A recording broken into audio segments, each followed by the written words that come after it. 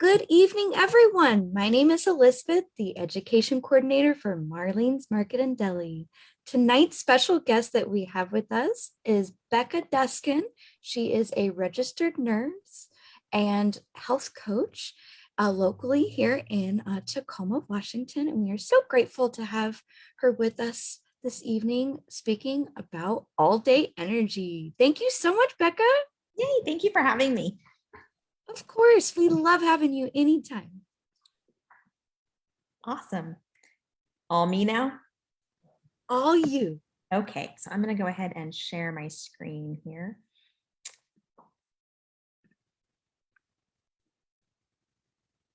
Can I just get somebody, can everybody see this okay?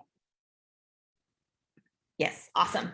I have it set up weird where I can't see what you guys are seeing, so. Okay, so welcome.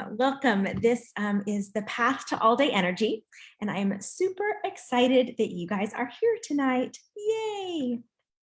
So a little bit about me. My name is Becca Duskin. I'm a mom of two daughters, two teenage daughters. I will take all the prayers you can give. I am a registered nurse. I am a certified health coach, a public speaker on gut health and energy, and an author and the founder of the Busy Mom's Path to All Day Energy. I am super passionate about helping moms create healthy lives for themselves and their families so that we can change the face of healthcare in the world. Healthy moms equals healthy kids, healthy families, and healthy generations down the road to really move health down the road to everybody living healthy and not living based on disease and symptoms and medications and all that. So I specialize in working with moms who are exhausted and just don't have the energy to fully enjoy motherhood and life. They just kind of feel all done. And I help them create lasting change around health and well-being that allows them to live longer, healthier, happier, joy-filled lives for everybody that they come into contact with. So that is a little bit about me. So the all-day energy, and to get that all-day energy, I teach 4 pillars of energy and health. And those pillars are nourishment, which is super important. What you put into your mouth and what is at the end of your fork has a huge influence on the cells in your body and your health. Stress resiliency, self-care, and then connection and spirituality. And really all 4 of those work together in connection with each other to give us healthy, energetic, joy-filled, abundant lives. Each one of them is a huge indicator of how healthy you are going to be. So the first one, nourishment, and what we put into our mouths. A little bit of science. I'm going to get a little sciencey here for a minute. So the gut-brain connection. Our gut and our brain are intricately connected. If we are not nourishing our guts and have super healthy guts, then our brains aren't going to get the serotonin needed for our mood. Our gut actually produces about 90% of the serotonin that our brain needs. And serotonin is our happy hormone. So if your gut is unhealthy and you're not making serotonin, that's almost 90% that your brain's not getting. So you can imagine if your gut isn't healthy, that your mood is going to be seriously affected. And there are studies out there that show that it is a huge piece of Alzheimer's, dementia, anxiety, and depression, having that just kind of unhealthy, leaky gut, so to say. And that causes chronic inflammation in our bodies, which then makes us unhealthy and unenergetic and diseases at a cellular level. And all of this stems from an unhealthy gut.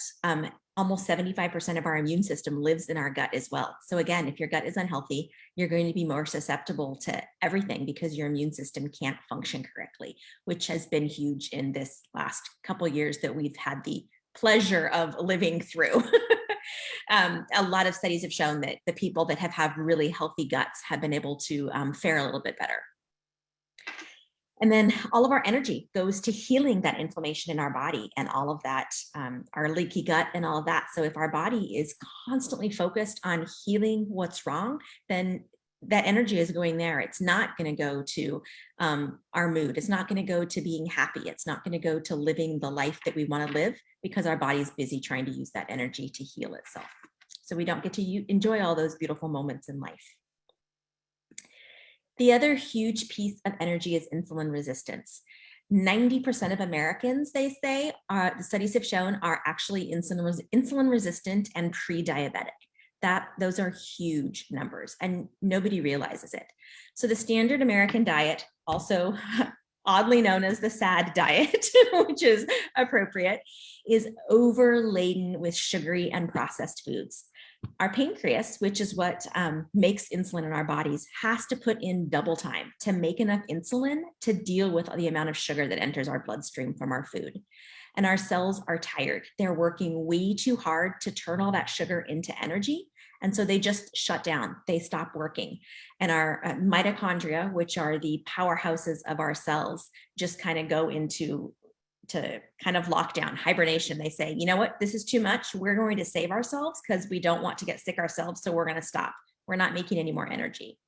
And then insulin is no longer effective because the cells aren't accepting any more sugar. So you have too much insulin that can't get sugar into the cells, and your cells aren't making the energy, which obviously produces a lack of energy. That sugar in our bloodstream has to go somewhere. So that sugar builds up and it becomes super sticky in our blood vessels, which if you have a bunch of super sticky, gross stuff in your blood vessels, then things aren't going to flow correctly. And our liver also tries to kick in and help get the sugar out of our system. And it turns the excess sugar into cholesterol, which is the leading cause of atherosclerosis and heart disease. It's not dietary cholesterol that we eat. It is the excess sugar in our diet that the liver is turning into cholesterol, which is just shocking and amazing to me, quite honestly.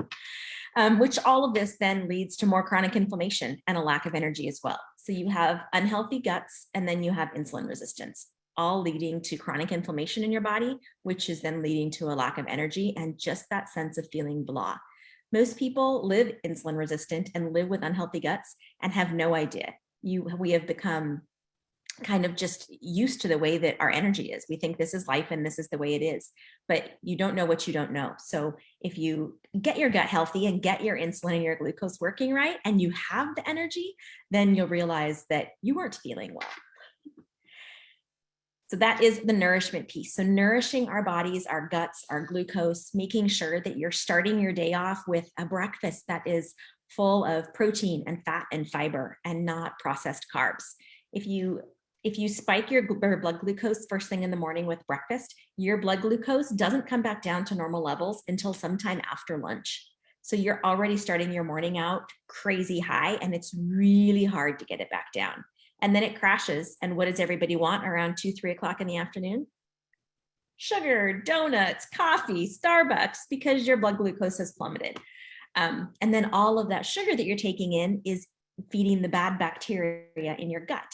So having a diet super high in good, high quality protein, good, high quality fat, and then fiber in the form of fruits and vegetables and those things that are going to give you all the amazing nutrients as well. So that is nourishment. Stress resiliency. Stress, 90% of illness and disease is caused by stress. You can't out-eat a stressful lifestyle. So if you are stressed, and most people live with a chronic underlying state of stress in their lives, if you are stressed, you cannot assimilate the nutrients from your food. You could eat kale salads all day long and never get those nutrients into your body where they need to be if you're stressed, because your body can't use what it needs to in a stressed state. So when you're stressed, your body is in a fight or flight state. Your sympathetic nervous system kicks in. When you're in a fight or flight state, it was there for a reason. If you are being chased by a tiger, you want your body to save your life. And so your stress response is going to come on, and the blood is going to go to your lungs so that you can breathe and get the oxygen in, and your limbs so that you can run away from that tiger. It's not going to go to your digestive system. It's going to cut off the blood to your digestive system because that is not necessary to outrun a tiger. So if you're stressed and in that fight or flight, your digestion shuts down. It gets way too slow and things ferment and cause all sorts of problems, and the nutrients can't get into your bloodstream. So incorporating small moments throughout your day to de-stress can turn on your body's rest and digest and heal response to increase energy and health. So it gives you that chance during the day, but you have to consciously do it, because most of us don't consciously try to relax during the day. Consciously take a moment and do some breathing and let your body come back into that rest and relax. A great way to do that is called the 4-7-8 breath. So let's do it together for a second. If we can all get comfy, and you can close your eyes, you can leave them open. We're just going to go through a couple rounds of it. And I want you to take a deep breath in for the count of 4, 3, 2, 1. Hold it at the top for 7, 6, 5, 4, 3, 2, 1. And exhale for 8, 7, 6, 5, 4, 3, 2, 1. Take another inhale in for 4, 3, 2, 1. Hold it at the top for 7, 6, 5, 4, 3, 2, 1. And exhale for 8, 7, 6, 5, 4, 3, 2, 1. And you have just tricked your body, tricked your nervous system into thinking it's not stressed anymore. So you have turned on your rest and relax nervous system and turned off your fight or flight.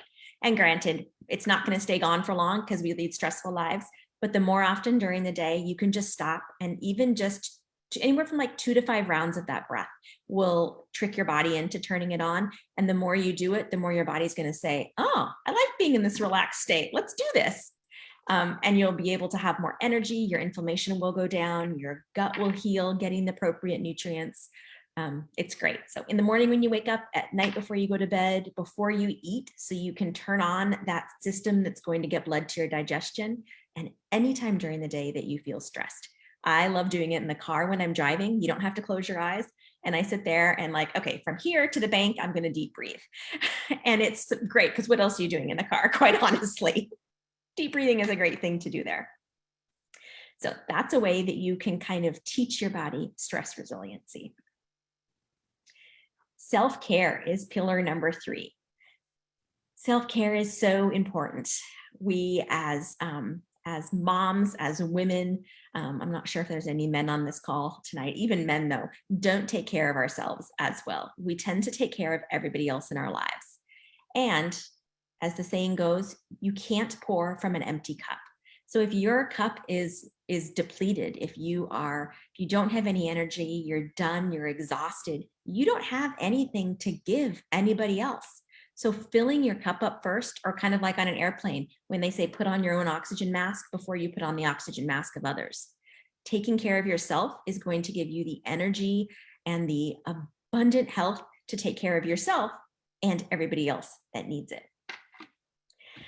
So some different ways that you can practice self-care. Meditation is great. And just spending a few moments in meditation during the day. And meditation does not mean that you have to sit like a Buddhist monk and clear your mind of all thoughts or you're failing at it. Really, all meditation is sitting quietly. You can have your eyes open or your eyes closed and just focus on your breath. You're going to think about things because that's human. That's the way our brains work. Our brains don't shut off. So you're going to think about things and just notice them and then return back to your breathing. There's no right or wrong way to meditate. So just spending a few minutes in meditation every day can be super helpful. Prayer, praying to whatever higher power you have. It can be Mother Nature, the universe, God, Buddha, whatever you believe in, but taking that moment in prayer can center you. Stretching, getting some yoga or some stretching in during the day. It stresses your muscles. Some yoga routines can get your blood pumping a little bit more. You're moving your body, which can be amazing for your health and well-being. Fresh air, getting outside in nature. The studies that show what actually being in nature, getting fresh air and sunshine does to your brain cells is crazy. And it actually, if you're not sleeping well at night, a super amazing trick to do is to go outside within 15 to 20 minutes of waking up in the morning. Our circadian clocks get all off with artificial light in the evenings. So going outside into the fresh air and actually letting the sunshine and the fresh air hit your eyeballs, so not with sunglasses on, resets your circadian clock. So it says, oh, it's morning. We should be awake now. And now we're setting our clock for, okay, in about 10 hours, we'll be producing melatonin to go to sleep. So you can actually sleep better at night by getting some fresh air and sunshine first thing in the morning when you wake up. It's kind of a fun trick. Another way you can practice some self-care is reading, whether it be reading for fun or reading for self-development. Maybe you want to learn a new crochet stitch. Maybe you want to learn how to, heal from trauma in your life. You might want to learn how to plant a new garden vegetable. So reading for learning or reading for fun can be great ways. Journaling, getting all those crazy thoughts out of your head and onto paper can kind of free up your brain for other things. So other ways you can practice self-care, doing crafts. If you are a crafty person, really your self-care, the important piece is doing what fills you up and what gives you energy. And that could be different for everybody. I am not going to get energy from sitting down and trying to crochet a blanket. That is going to cause me stress and I'm going to go crazy. But sitting down and reading a book is going to give me energy, or sitting down and listening to some music that I like. So you just have to have a super fun adventure trying to find out what works for you. Try different things. Take a journal and write down a whole bunch of things that you think you would like to do, and then just try them. Try them for a little while, like try this for a week and see if it fills you up and gives you some more energy. It's fun to get to figure out how to take care of yourself. And then the fourth pillar, connection and spirituality. And this is one that most people are kind of shocked at, that this has anything to do with energy in your life and having more abundant energy. There are 4 pieces to this. So gratitude and joy. Having a gratitude practice.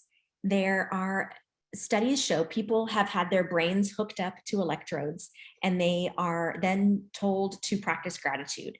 And the electrodes actually show that their brains, the synapses in their brain are changing when they practice gratitude. And so you're firing different synapses that cause your brain to have more positive thoughts during the day. So if you spend a little bit of time in the morning thinking of a few things you're grateful for, and a little bit of time at night thinking of things you're grateful for, your brain will change during the day to start looking for things to be grateful for. And if your brain is busy looking for things to be grateful for, what can it not be doing? Looking for things to be negative about. And as your brain changes to more positive thought patterns, your energy is going to increase because your stress level and your inflammation in your body are going to go down. And then finding something, I love with my clients to do something I call a joy practice. So in the morning, you have a sticky note, a pack of sticky notes, and write one thing down on that sticky pad that is going to bring you joy that day. And it can be something large, small, whatever. Take the sticky note and stick it on somewhere that you're going to see all day long. And you get to think about that joy all day long. When are you going to do it? Oh, you're so excited. And that's going to cause positive energy in your body. And then you do the joy thing. That's important too, actually doing what you write down. And then take the sticky note off, throw it away. And the next morning you start over again. So every day you have something that you are looking forward to. And it can have a huge effect on your energy for the day. A higher power. Having something that is a higher power, something that is larger than you to believe in, whatever that might be. It is different for everybody. But having that thing to believe in, to believe that there is something higher out there to have, and excuse me, I'm going to grab some water. Studies show that people that believe in some sort of higher power tend to be happier. They have something to focus on that is going to focus on good in the world. And if you have a higher power that you believe in, it tends to drive people to do more random acts of kindness and things like that, which is going to increase the positive energy in your body, decrease stress, decrease inflammation. And again, that's going to make you healthier at a cellular level, which is going to make you have more energy. Purpose. So the difference in having something where you feel like you have a purpose in life, whatever that might be, that it could be a million different things, that can give you energy to, again, de-stress, decrease inflammation when you feel like there's a reason why you're here, versus somebody that doesn't have a purpose, doesn't know why they're here, and really struggles with that.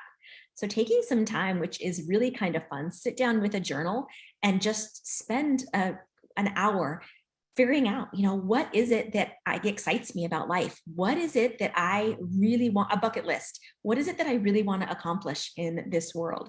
And then getting to do that and getting to come up with really what you feel your purpose is, and getting to think about that and work towards that every day can, again, decrease stress, decrease inflammation, and make you have more energy and healthier at a cellular level. And then relationships. Loneliness is an epidemic. And when you are lonely, and especially, I stress this enough the last couple of years, loneliness is taking over. people's connections aren't the same.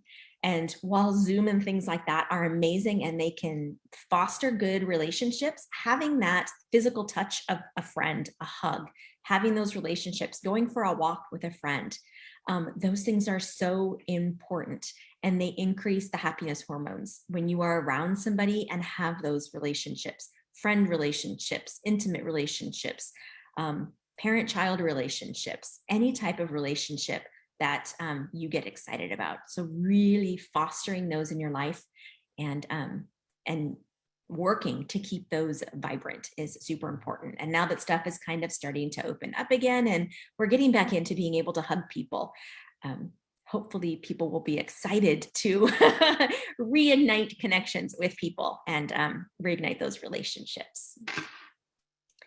So that is my presentation for tonight. Does anybody have any questions? Any questions, folks? Feel free to unmute yourselves at this time or enter in the chat box. And I'm going to pop in a little freebie into the chat box, and then I will pop it into the Facebook too, or if you want to copy and paste from here. It is, it is an ebook that I have put out. It is 3 easy ways to jumpstart your energy today, and it just has 3 super fun little tips. So I'm going to stop sharing. Did you stop sharing for me? No, stop share. And then I will grab this. Thank you, Becca. That's so thoughtful. You are very welcome. Oh. So there you go. You guys can click on that and it's totally free. Do you recommend any supplements? Supplements for energy. So most of the supplements I recommend are around gut health. So making sure that you're getting a really good high quality probiotic in your diet. Making sure that you're getting enough vitamin D in your diet. Zinc, quercetin can be a great supplement. Just a general all around multivitamin can be super beneficial. Taking enough vitamin C to help your immune system. Those are some of the supplements that I take.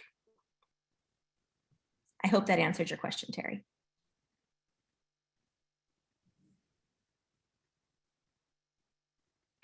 Thank you so much, Becca.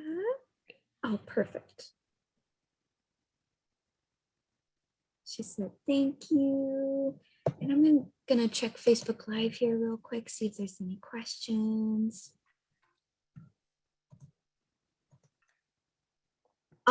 I thought that was so interesting about how, was it 90% of serotonin production is in the gut? That is substantial. It is, it's huge.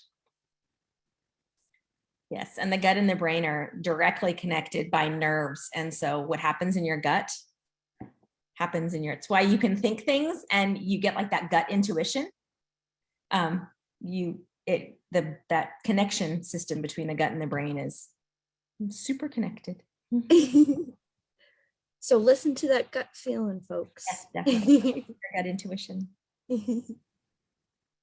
Oh, Jennifer said thank you. Thank you, Jennifer.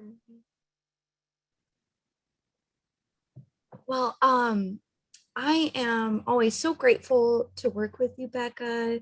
Always such a treat. And I had attached your Facebook page to the Facebook Live.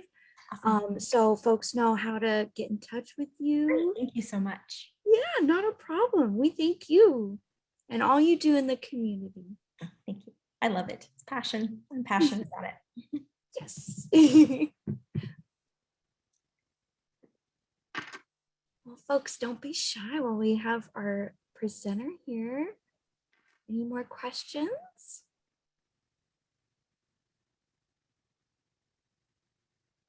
I really liked the layout of your class, how you had the 4 pillars and then the connection / spirituality had those other 4 sub pillars to them.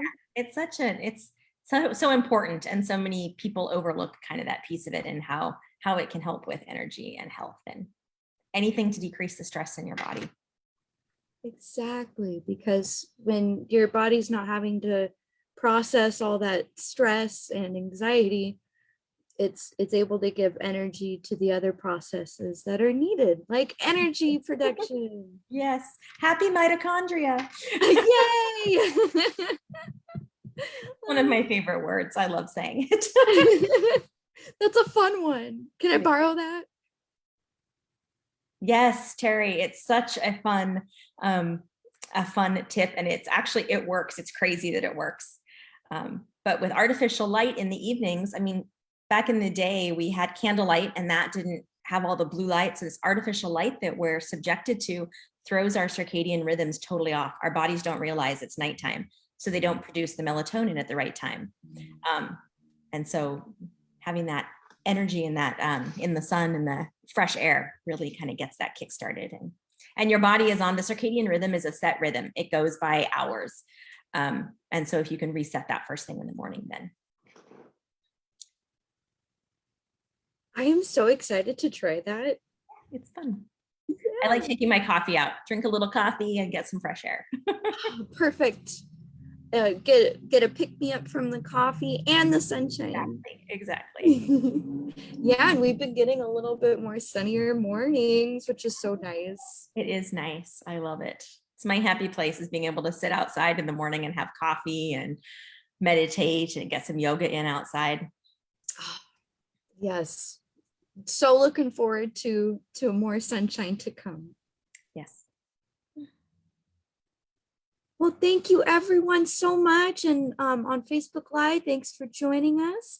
Definitely stay in touch with Becca, and we'll be having some more classes for May coming up, and it's already on the website, so check it out.